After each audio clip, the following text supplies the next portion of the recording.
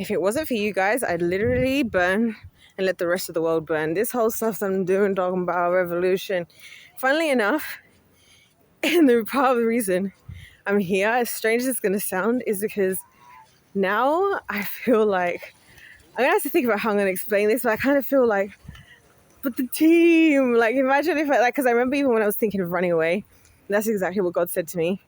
He was like, that was almost exactly 3 years ago. And I was like, God, I can just run, like now I can just run away. And he was like, what about the winning team? And I was like, oh, you got me. You got me. Anyway, this is following on from my previous video. I was talking about communities and how sometimes I feel like online communities can actually be more real than like in life ones. So check that out. Before we get into this, I have to take out something. Oh my gosh. So I was in the store, right? So I told you guys I went in to get wasabi.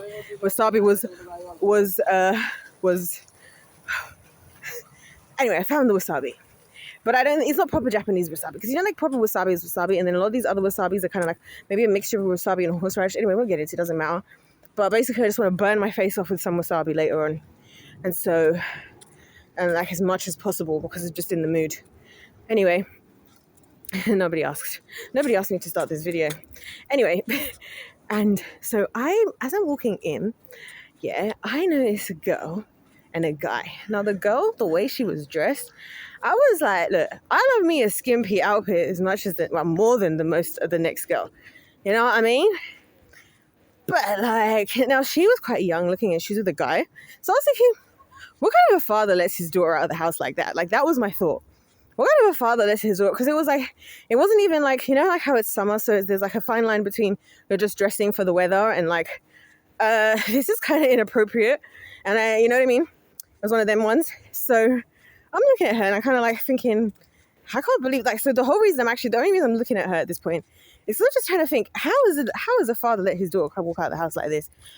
Anyway, so we end up being at the self-checkout at the same time.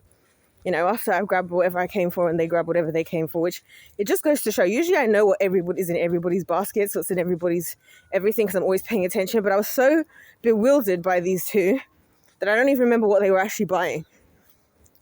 So I go over, I'm doing my thing, and then I realized they were flirting. Then I realized they're together. What? And I was thinking, I'm looking at them.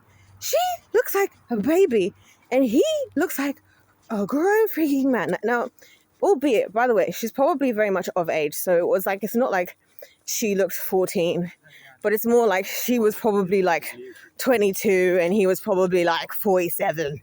You know what I mean? It's that kind of like she was very much legal looking and everything, but also quite young looking. That's, I think, why it stood out to me, because I thought, the fact that I thought she was a child at first, like, is this what people are doing? Like, is this, like, it actually creeps me out, because I've said this to you guys before, that like the number of times I've been in a situation where a guy has not asked me yet how old I am. When I ask them how old they think I am, it's way younger than I actually am. And or when I tell them, because it's, again, weird that I ask it first when it's so obvious that they're way older, that they're older than me. And I'm the one who asks them first. And then the look of disappointment. Let's remember, I'm 29. Listen, I've been indoors and minding my business. I'm 29 years of age now, you know, and only as of 2 months ago. So what do you mean you thought I was way younger? And you, sir, these are the guys where I'm just like, I don't know who you think. Because even looking at him, he was like, they were having like flirty banter. And I was just like, I'm sorry, but this is so icky. Like, because you're like, she's like 20 whatever, yeah? And like early 20s. And you're like a grown man. Like, and I can already see, like, I'm looking with my eyes like, oh.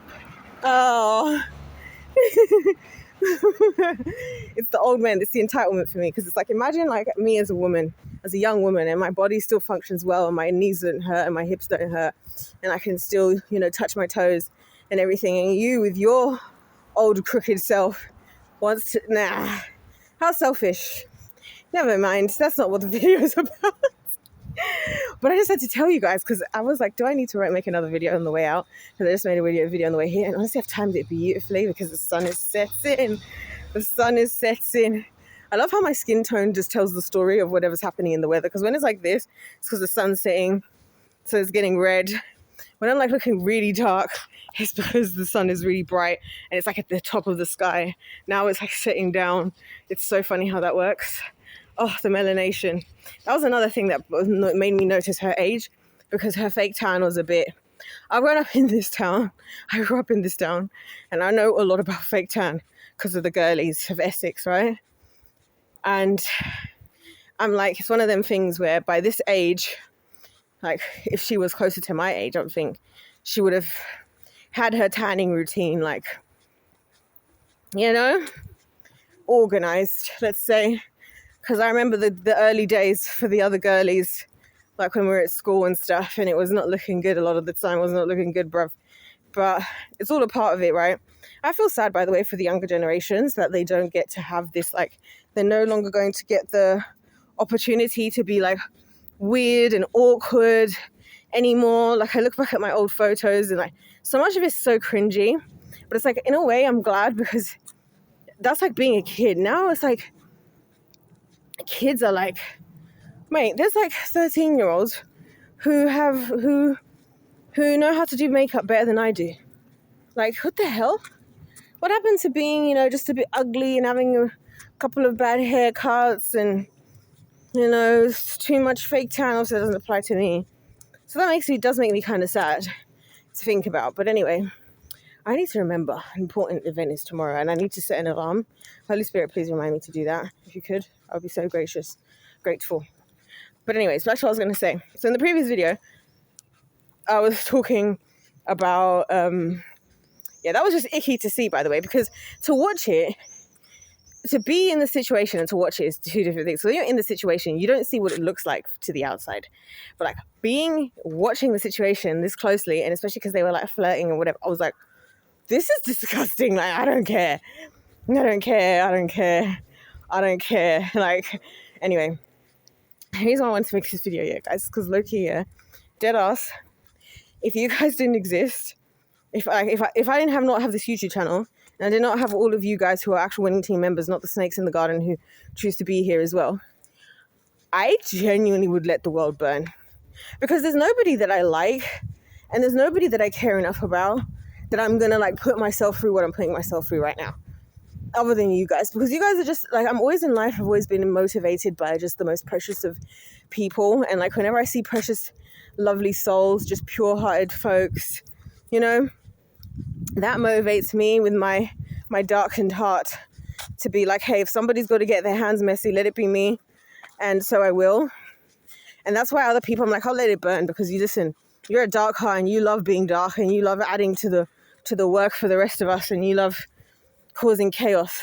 So we'll just leave you. Like, I would literally let the world burn. Like, I would let everything burn. I won't be bothering with no revolution. I won't be bothering with no like, God, I want to see a miracle. I wouldn't go as far as to say that I would take my life. I probably would. I wouldn't go along with the relationship I have with God now. I wouldn't go along with the degeneracy either. But I would have really run away. Like, run away. Part of the reason my life is how it is now is because I made the choice not to run away. Okay, let's see if you guys can see it this time. Because, wait a damn minute. Hold on a minute, because I'm trying to show you guys this building and how creepy it looks standing out from up here. I swear I'm always walking down here. Oh, it's so nice. It's just quiet and no one's out here. Oh, I love it. And the sun is setting. Lovely. And the sky is actually blue. How peaceful. See what I mean? That's why I want to run away. Like, just be somewhere where there's like no one is just there. Like, you know, like how there's places like, I remember there was some like documentary, or maybe it was like a vid, like whatever, made about there was like a village somewhere that never knew about COVID and they just went on with their lives because they just didn't know. I'm like, I need to be somewhere where like the world is going to chaos and I just don't know about it, and whenever I am, like, no one cares enough. Like, even Epstein's not trying to create an island there. Like, I just need to be somewhere, like, where do I go? That's where I hope the promised land is going to be for us, guys. I actually genuinely believe that God could do a miracle where, like, we're just going to have our own land somewhere, and it's just going to be invisible, but, like, impenetrable to the rest of the world. Like, no one's going to know that the island exists. That's why when I look at the world map, I see big bits of land. I'm like, maybe no one can see the Garden of Eden because God's just like, this is hidden. And My people are going to get there and no one's going to know how they got there. And then it's going to be like, you know, like how the Bermuda Triangle has people get lost or whatever. What if it's going to be one of those where like we just go off and people are like, there was these people that left and they just tracked them and all of a sudden they disappeared and we couldn't find them anywhere. And we searched for 50 years. They were never found again. On some pre-rapture separation. That'd be so cool. And that's the other thing. Like, as much as I always say to you guys that I don't like being around people, I actually really, really like being around, like, all the winning team members who I've either met or spoken to. I feel so different. Like, the way I feel right now, like being out here by myself, it is peaceful and it's quiet. And I just feel like that's how I feel like speaking with you guys. It's so nice. And like, it's only, but that I feel like only with you guys. That's why I'm like low key. If you guys were not here, I might just let the world burn, because also the people who I don't want to burn in the world as the world is burning, it's like I've done everything I ever could and I tried all that I could have to try and help them, and it's just like a stage where there's nothing else I can do. Like, so living with that and not having you guys would be so excruciatingly painful for me, because then it's just like I just have to watch everything burn and just watch everybody burn.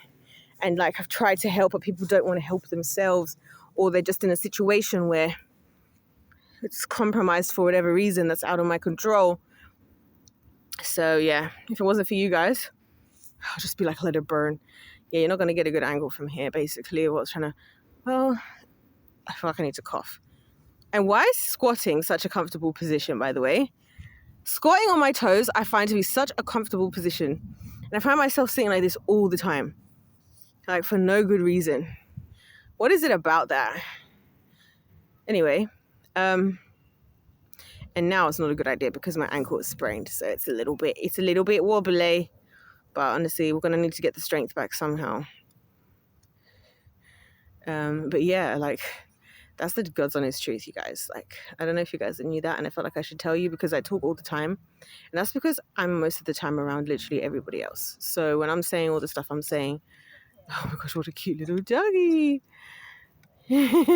Every time I'm saying a lot of things, it's like I'm not talking about you guys. I'm like, when I'm talking about my hatred, you guys know that. Those of you who've been here for long enough, I don't have to explain this part to you, because you know I'm not talking about you, and you know I'm talking about everybody else, you know. So I know that. But like, I do think it's important just to say every now and again. And also, it just occurred to me as I was making the last video that, like, if you guys didn't exist,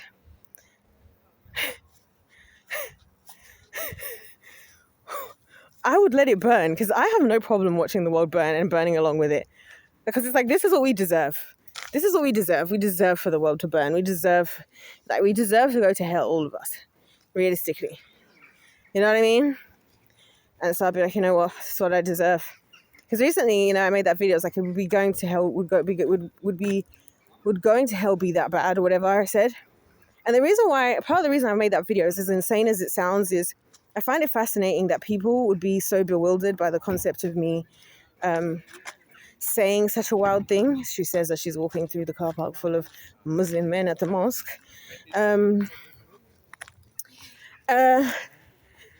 But like, I feel like a lot of people's thoughts about hell, it's not that you even care about whether you deserve it. You just are scared to have to be there. Oh my gosh, you will not believe. So I was walking past the mosque. Oh my gosh, you won't believe this. So as I'm walking past it, like I said, I'm walking through the car park. Oh my freaking days. So I'm walking past, I've stopped because this car's driving out, yeah. So they stopped to let me walk past. So I go to wave to say thank you. I looked in the car literally as I was talking. It's the freaking doctor I had at the hospital. Oh my gosh. The one that was giving me a headache. Of course he's in the mosque. Of course.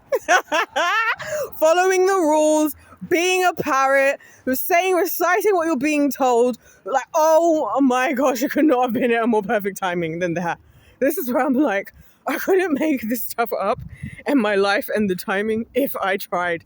It's happened in real time. I was literally talking and I looked in, and the reason I noticed him, guys, is because he's literally like 4'7" tall, and he looked like a man sitting on a booster seat in the driver's seat, which is what made me extra look at who it was. And that was how the doctor was, this tiny man. Yeah, nothing wrong with that part, but I'm just saying that's what made me like really notice. So he's let me across the way, and he was the one who was like, we can't let you leave the hospital until your blood pressure goes down. And I was like, my blood pressure's not going to go down while I'm here. They're like, well, we're going to try medication. I'm like, you put me on all this medication. That's why I let them do it. I was like, I'll let you guys do it because watch and see what happens. And they're like, we checked you, we put you and we tried all these different pills on you. And while you were asleep, your blood pressure was worse than when you're awake. I was like, I know. Because I'm here, because I'm being woken up in the middle of the night because of guys coming in with a loud trolley and putting on the bright lights and making all this noise. The lady next to me is coughing, like with the most chestiest cough I've ever heard in my life. And she's pretty old, so I'm scared that when she stops, in a way, that I'm somewhat scared, more scared when she stops coughing, that that was her last breath, right? The other lady across from me is like constant, oh my gosh, it was hell. And he was the freaking idiot. So yeah, and you would expect it. It makes sense. Because doctoring, Islam, same thing really, isn't it? One of them, you see yourself as better than for following an exact script that somebody else wrote, who just wrote for whatever, with a perceived outcome, and you assume you deserve that outcome as closely as you can follow the script. That's religion. That's being a doctor. Oh, you have these 3 symptoms. It's this. That's why there's always a new syndrome. Now there's like there's like social psychosis and all this. There's always a new one because they have to invent new terms for things that are just like, you spend too much time on your phone and you just need to like, replace that. Simple as that. But then no, they'll be like, you are experiencing what we're calling technological social psychosis. And that's the treatment for that is and it's like, how about we just get better, more balanced habits, whatever. I can't believe we just saw that guy.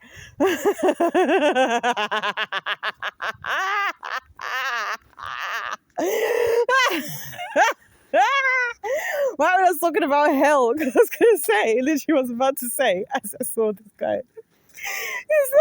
Now I have to upload all the videos of today because you guys can't miss out on this. I can't rob you guys of this situation. I was going to say, that was so many people are so busy trying to justify where they're good and deserving of like God, and people are upset like they'll live for themselves and live selfishly or do good deeds because they think that makes them good, that they ignore their own bad and don't realize that the only reason the world is the way it is because evidently we're doing bad things, but all anybody wants to think about themselves is as good.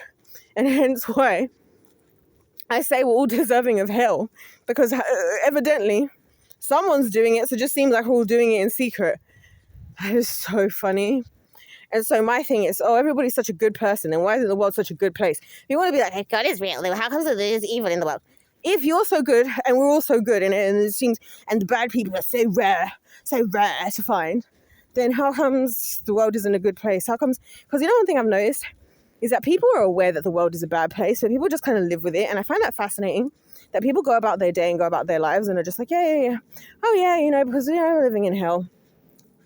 But at least, and like people kind of, I've noticed that I've been more recently noticing how kind of normalized we've made it, like to just like kind of be aware that we're all living in hell, but like just there's nothing we can do about it. But it's like, but actually there is, because how did we get here in the first place? And so that's why I'm like, when I say we're all deserving of hell, it's like we're not really doing that much to try and get to heaven. And that's why I've realized when I say anything to anybody about the things we can do to make the world a better place, everybody claims they want to make the world a better place. And as I say to you guys all the time, everybody wants to be saved, but no one wants to be a savior. When somebody's rich, even if they've worked all this time, and they've worked hard to get themselves where they are, we're entitled, like, oh, it'd be nice if the rich people, they could solve whole world hunger with that. You know what also solve world hunger? If every single one of us decided to be less greedy. If every single one of us decided to sacrifice more for ourselves. If every single of us 7 billion people on earth, or however many, 8 billion or whatever it is now, let's say, with all of those people, if all of us probably gave like the equivalent of £10 or $10 to like an actually trustable charity, let's say, like we could actually make a difference. Like this is why I love the Simon charity match, because they show that like when people are like invested in something, it's kind of like what I was saying to you guys about why I feel like relationships that you have with I feel like these days a lot of online relationships, like like how I have with a lot of you guys, versus real relationships in real life. I feel like the online ones can be a bit more real, because like in real life, all your friends and family, they're like, oh, we want to support everything you do. And then you start a charity, or you want to do something for good, and everybody has a reason. You have something like the Sidemen charity match, and they raised, what was it? I think it was 4 million this year. I can't remember if it was, because the thing is, I heard it in pounds and dollars. So I'm really annoyed. I think it's like 4.7 million pounds or something. And it's like, that's just people watching, tuning in. And because last time a lot of people were only giving money, like people giving money, like this is people watching, and like they're doing this all for the fun of it, and like not because they have to.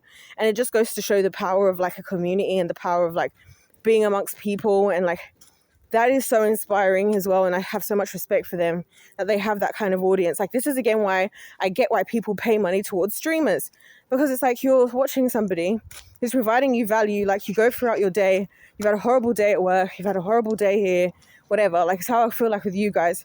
You're like my time where I get to go and whisper and spill the tea to like the people who I actually like, and like the people who make me like go back and think, you know what, maybe it is worth tomorrow, like locking in, like maybe I am going to finally do this, or maybe I am going to do that, you know. You have those people, and like if you're the one watching, of course you're happy to spend the money because you're getting such value out of it. And then you, as the person who's offering that opportunity, of course you're going to show up, because you're also like, whoa, like I was saying about Adam McIntyre in a previous video, you know, that he mentioned that he said it more than once, that the reason why he started his doing YouTube or whatever, and streaming, is because he never had anybody to talk about the stuff he wanted to talk about with. And I'm like, that's so true. Like, if I didn't have people to actually talk to, do you know how hard it was, like, to go all these years and just have all this stuff stored in my head and literally no one to discuss it with?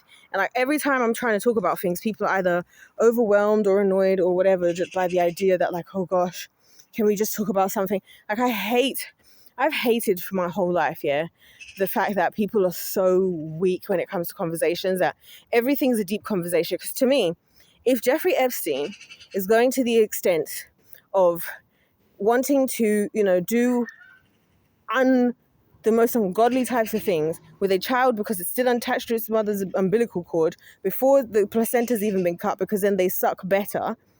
I'm sorry that I don't want to be in a society or in conversations where we get so upset about the smallest little bit of discomfort.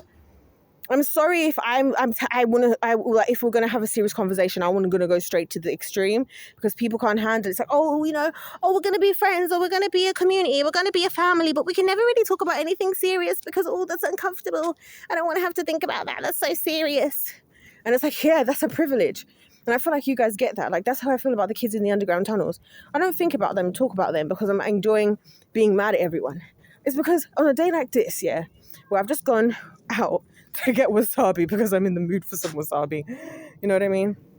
I'm having a sunset walk on the way back, talking to my team whom I love, yeah, dearly.